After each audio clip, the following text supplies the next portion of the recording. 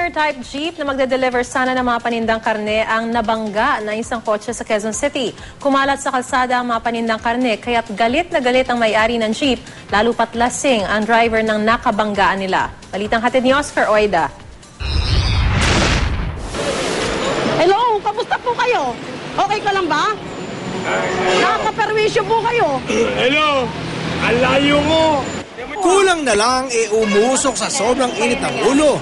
Itong si Aling Martha Vasquez sa lalaking bumangga umano sa kanilang owner-type na jeep sa harap ng Mega Q-Mart, EDSA Cubao, Quezon City. Bakit nga naman hindi siya magngingit-ngit? Bukod sa tumagilid ang kanilang sasakyan, kumalat pa sa kalsada ang mga paninda nilang karne na sana'y i-deliver na raw nila sa kanilang mga parokyano. One way po ito. Alalahanin nyo, one way to. One way? Kahit wala po akong isip, one way Hoy, ito.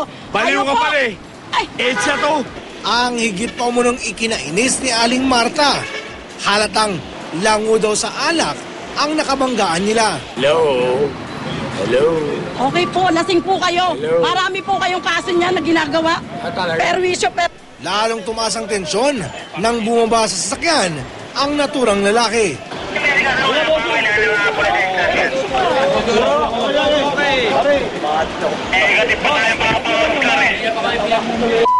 Kami binubura niyan eh. Humupa lamang ang tensyon nang mamagitan na ang mga taga-MMDA. Sinadya naming hindi muna ipakita ang lalaking lasing dahil hindi naman siya makuhanan ng matinong pahayag. Oscar Oida, GMA News.